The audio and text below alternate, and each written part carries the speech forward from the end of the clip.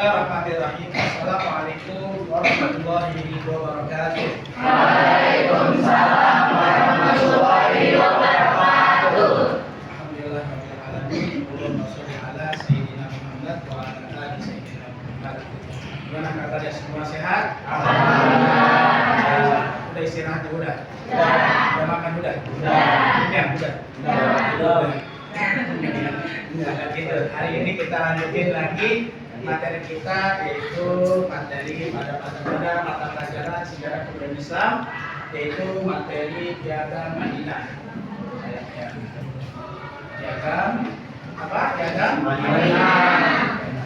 Piagam Madinah.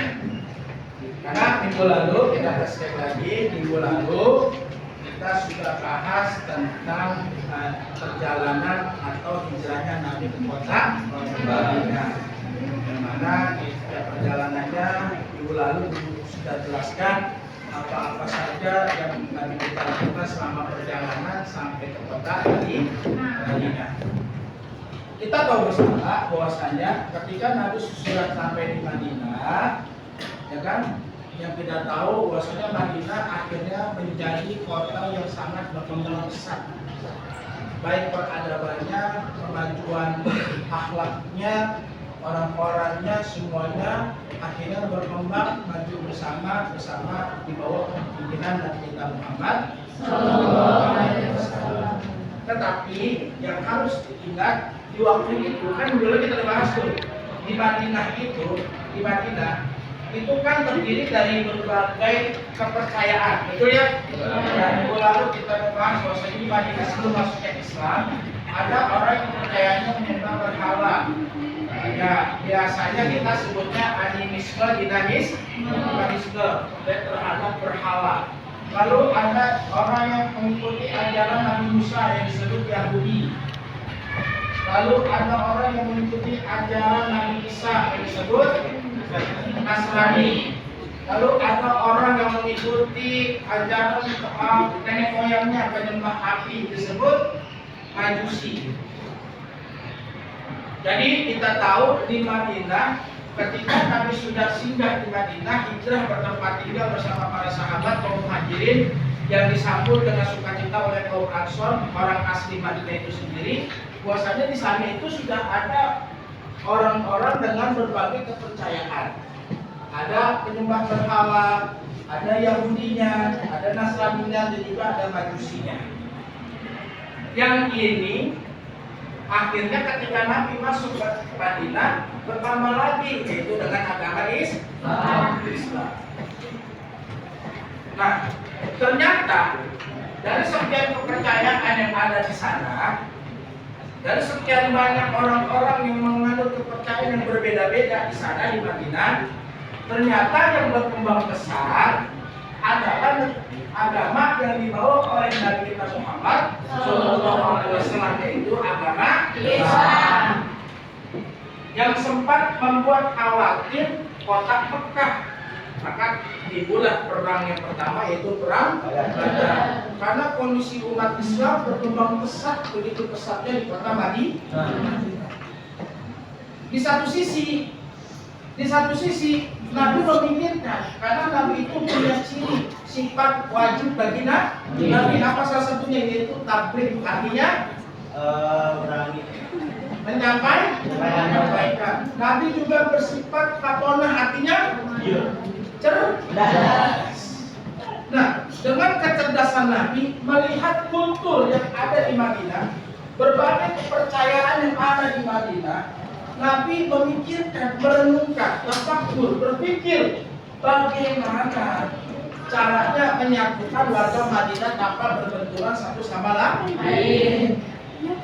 Maka dikumpulkanlah para tokoh-tokoh agama setempat, baik yang dari penyembah berhala, Yahudi, Nasrani, Majusi, dengan Nabi kita Muhammad SAW berkumpul merumuskan sesuatu, mencetuskan sesuatu untuk kesatuan dan persatuan di kota Madinah. Yang jadilah itu namanya Piagam Madinah. Satu keputusan bersama antar berbagai agama, kepercayaan untuk tetap hidup rukun dan damai. paksaan dalam beribadah dengan agama yang lain. Itulah piagam Madinah. Jadi dari dulu, kalau kita lihat sekarang, dari dulu Nabi udah bikin dan namanya piagam Madinah. Kebebasan untuk beragama, kebebasan orang-orang untuk menganut agamanya tanpa paksa, kebebasan orang-orang untuk beribadah dengan kepercayaan masing-masing tanpa ada sebuah intimidasi. Mereka semua orang-orang di Madinah beribadah dengan aman, dengan nyaman, bergaul, bermasyarakat dengan kelompok manapun, agama manapun, baik itu Yahudi, Nasrani, Majusi maupun Islam, atau bahkan menyembah berhala itu sendiri. Yang memang waktu itu tugas Nabi di kota Madinah, di kota Mekah adalah untuk menghancurkan atau menghilangkan para penyembah berhala. Tapi di sini Nabi kumpulin, Nabi satuin, itu cerdasnya Nabi. Sebagai rahmatan lil alamin, yaitu rahmat bagi seluruh alam. Sekarang kita paskan di kita sekarang.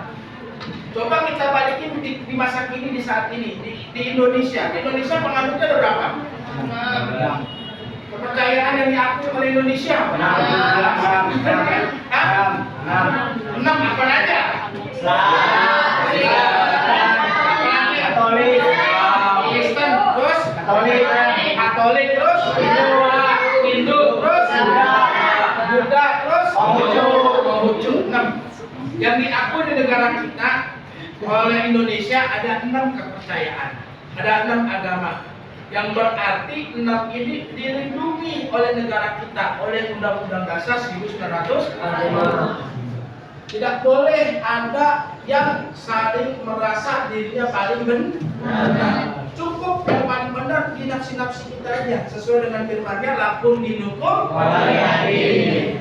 Tetapi kita terhadap tetangga kita, terhadap saudara-saudara kita sesama bangsa Indonesia yang berbeda agama, baik itu nanti kita punya kenalan teman orang Hindu, orang Buddha, orang Kristen, orang Katolik ataupun orang Konghucu, maka sikap kita harusnya adalah saling menghormati, saling tenggang rasa, ya, saling mencintai satu sama lain dengan tidak adanya perbedaan-perbedaan yang kira-kira dapat merusak keharmonisan bangsa dan negara.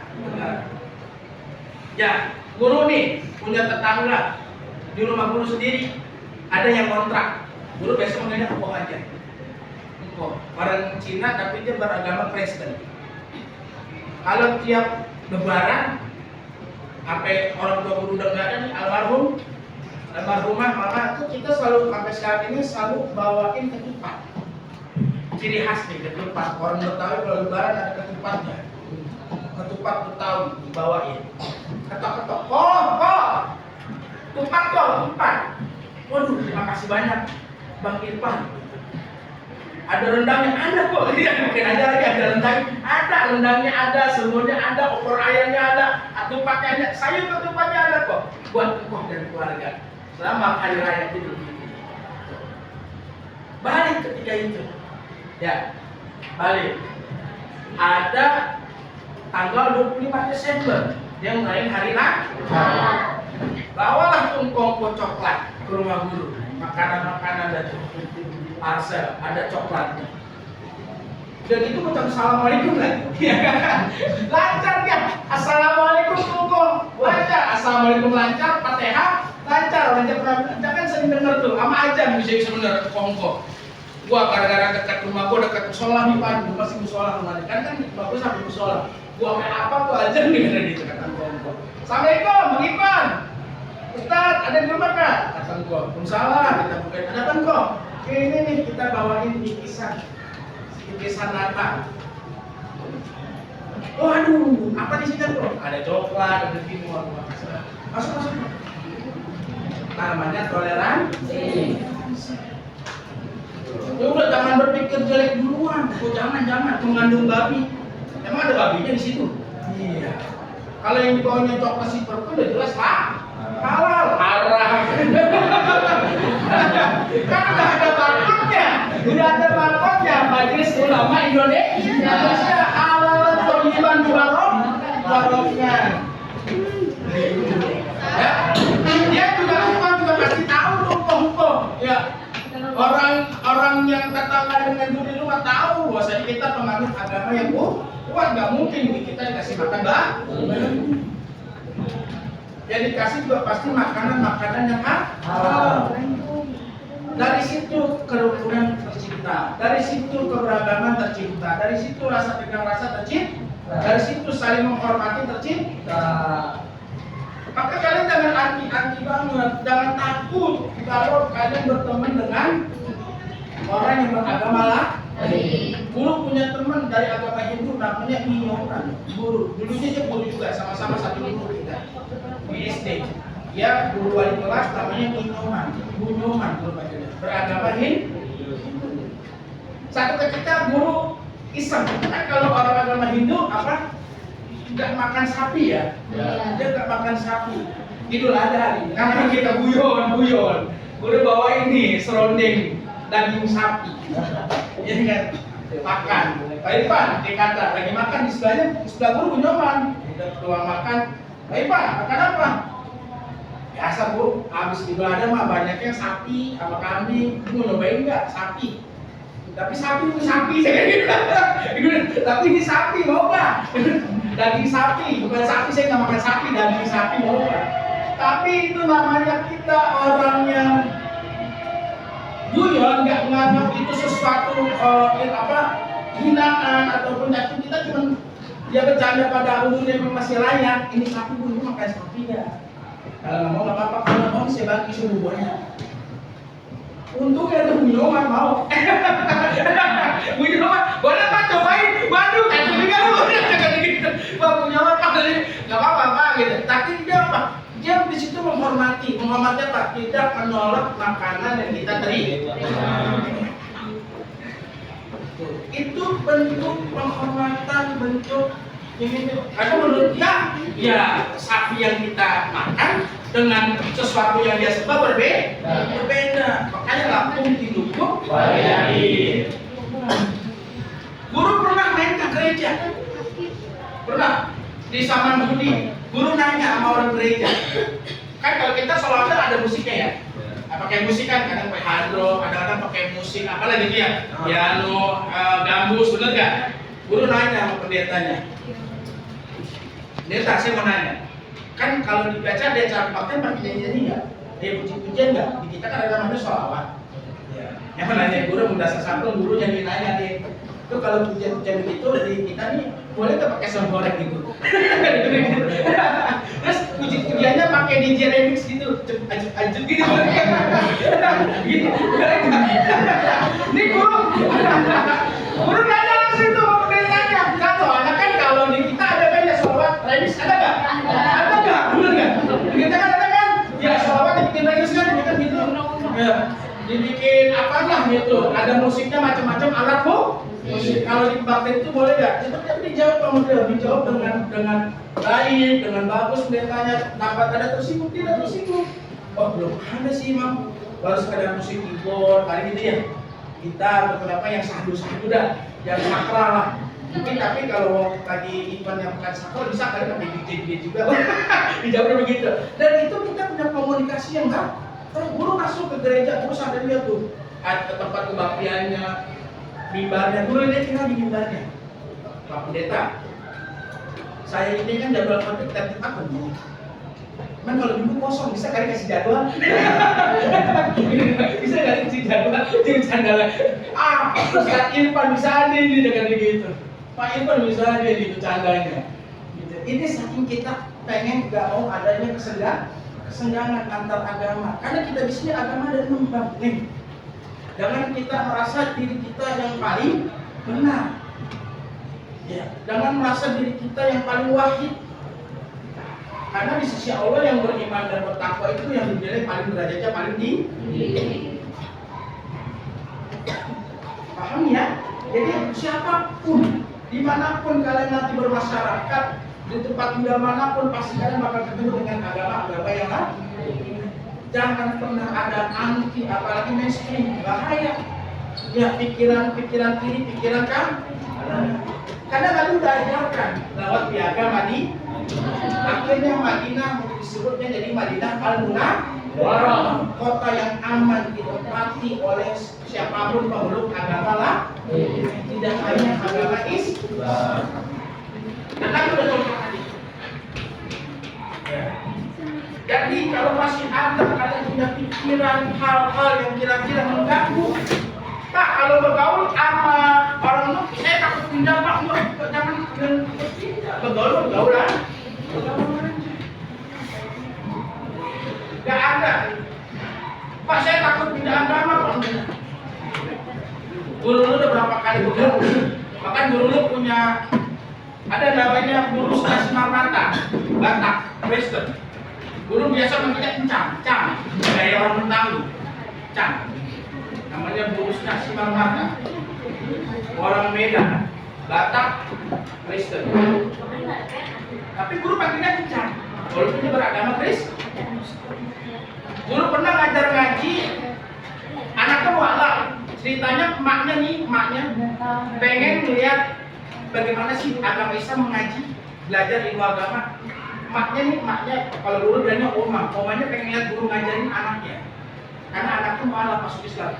Guru masuk ke rumahnya, rumahnya gede, daerah Tombang. Wah itu salib segala macam. Ini guru nggak harus bertanggung. Guru ngajar seperti biasanya, ngajar ini alif, ba, ta, sa, jim, ha, kho. Dan omanya memperhatikan itu. Sampai akhirnya guru baca doa, Allahumma arhamna bil Quran, ja'al lana imam, ada seterusnya. Akhirnya tuh omanya ngomong, oh di Islam ada juga ya doa yang pakai nyanyi-nyanyi. Ada. Gitu. Dia pikir tidak ada, ternyata ada oma, ada. Itu orang yang memang punya jiwa yang tegang dengan rasa saling menghormati, dan itu harus ada di dalam diri kalian. Belajar sifat yang namanya di materi kita itu piagam. Jangan sampai lagi punya pikiran yang sempit tentang agama. Jangan sampai jangan ada lagi kalian menghina agama satu dengan agama yang lain. Kita udah dikasih contoh lewat podcast login, betul kan? Yang di situ ada Habib Ja'far, ada siapa lagi? Ada Onat, betul nggak? Ada pendeta ini, ada biksu ini, betul nggak? Mereka menjelaskan bahwasanya itulah sebenarnya Indonesia. Jadi jangan ada lagi ada rasa takut bergaul dengan agama yang lain. Jangan ada lagi rasa takut kita ingin berteman dengan agama yang lain. Justru tanamkan kepercayaan kita terhadap teman-teman kita yang berbeda agama. Kita di madrasah ini nggak ada nih ya. Semua mayoritas Islam kan? Ya kan, bahkan guru-gurunya hampir semua mayoritas Islam. Terus kita jadi anti dengan agama yang itu menjadi salah. Justru adanya madrasah, Kementerian Agama lewat kurikulum yang baru dan kurikulum cinta itu menjelaskan bahwasanya kita harus bercinta, bukan bercinta sama yang ini ya, bukan itu ya, tanda kutip ya. Bercinta itu berkasih sayang sesama makhluk. Bukan disuruh pacaran, bukan. Tapi berkasih sayang dengan orang sesama makhluk dengan berbagai agama. Dan itulah daripada piagam Madinah yang kita bisa ambil kisahnya, bahwa piagam Madinah itu menciptakan kesatuan dan persatuan, menciptakan saling toleransi, menciptakan saling menghormati antar agama, dan menciptakan kerukunan sehingga terciptanya kehidupan baldatun toyibatun warahmul, negeri yang aman, negeri yang makmur, negeri yang sentosa, yang mana itu sudah Nabi tancapkan lewat yang namanya piagam. Dan itu harus kita tancapkan dalam kehidupan kita sehari-hari, mulai hari ini dan yang akan datang, dan sampaikan kepada orang-orang di rumah kalian, di masyarakat kalian, bahwasanya ayo bersama-sama, tidak memandang ras dan suku, tidak memandang agama manapun, kita bersatu padu memakmurkan kesejahteraan Indonesia. Dan kalau semua, makanya di negara kita siapapun bisa kan, mau agama manapun, bener kan? Mau suku manapun, mau ras manapun, mau dia laki, mau dia perempuan, dia bisa jadi pemimpin. Dan dulu dibuktikan di Jakarta dengan adanya gubernur, siapa tuh yang namanya Ahok, siapa namanya Ahoknya? Basuki, gubernur Cina pertama yang ada di Jakarta. Tidak ada masalah. Tidak ada masalah. Kita tetap diatur, tetap dipimpin oleh mereka. Betul? Jadi nggak ada istilah. Ya oke. Dari sini mudah-mudahan bermanfaat untuk kalian semua dan mudah-mudahan kita bisa ambil hikmah ibrah dari pelajaran Piagam Madinah, yang mana itu semua adalah untuk kemaslahatan bersama. Intinya kemaslahatan umat Islam. Ingat, Islam itu adalah agama yang rahmatan lil alamin, agama penuh kasih sayang, agama yang penuh dengan nilai-nilai moral dan adab yang sangat dijunjung tinggi, dan itu dipraktekkan oleh Nabi Muhammad SAW dengan Allah berfirman, "Kana lakum fi Rasulillahi uswatun hasanah." Nabi diutus sini untuk memperbaiki akhlak, untuk memperbagus akhlak, untuk membuat kita menjadi orang bermoral dan akhlakul karim. Maka guru akhiri mudah-mudahan bermanfaat dan mudah-mudahan kita bisa ambil hikmahnya dari kesempatan sehari-hari. Guru akhiri, mohon maaf atas segala kekurangan. Billahi taufiq wal hidayah. Wassalamualaikum warahmatullahi wabarakatuh.